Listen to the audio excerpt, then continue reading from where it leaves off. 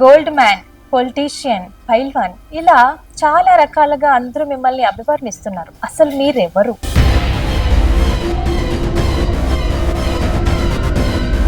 నాన్న RTC driver, ఇంత ఎలా సంపాదించారు? ఆంధ్రప్రదేశ్కి వెళ్ళి వచ్చి అంతా తెలంగాణ మొత్తం రియల్ ఎస్టేట్ ఇచ్చినాము.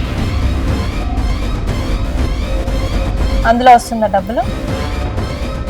మీరు ఇష్టపడి వేసుకుంటున్నారా లేకపోతే నాకు ఇంత ఉంది అని చూపించుకోవడానిక? ప్రతి ఒక్కరు చేసి మనం చేస్తే దాని వాల్యూ ఉండదు. ఇప్పుడు మీరు కష్టపడి సంపాదించారా?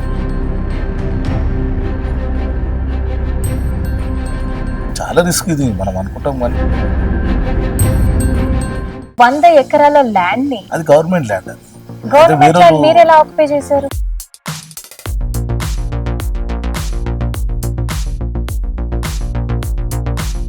ఆయనే 30 కేసులు అయినాయి నాకు. ఇన్నిసార్లు జైలుకి వెళ్ళారు, ఏదైనా పెద్ద కారణం ఉందా? నువ్వు ఎన్ని సంకలు నాకినా కూడా నీకు టికెట్ రాదు.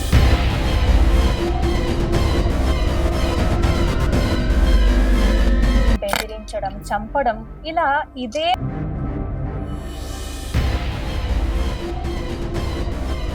ఇన్ని సంవత్సరాలు లేని ఆ ఇంట్రెస్ట్ ఇప్పుడు ఎందుకు వచ్చింది సడన్ గా? ఎమ్మెల్యే కొద్దిగా పొలిటికల్ గా పోతే కొద్దిగా ఎక్కువ చేయొచ్చు, కొంచెం ఎక్కువ సంపాదించవచ్చు.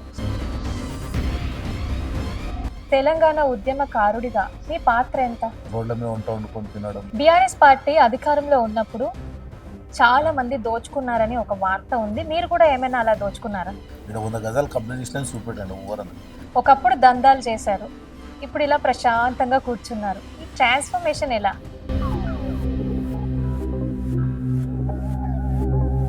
ఏ వస్తువు ఎక్కడుంది, ఏది ఎక్కడ ఉన్నదని ప్రతిదీ చాలా నీట్ గా చూపిస్తున్నారు. దొంగలు పడతారన్న భయం లేదా? పెద్ద గజ దొంగలైనా నా పేరింటికి రారు. మీకు ఇప్పుడు 1000 కోట్లలో ఉంది. సంతోషంగా ఉండడం ముఖ్యం. 1000 కోట్లు ఆస్తే అదే.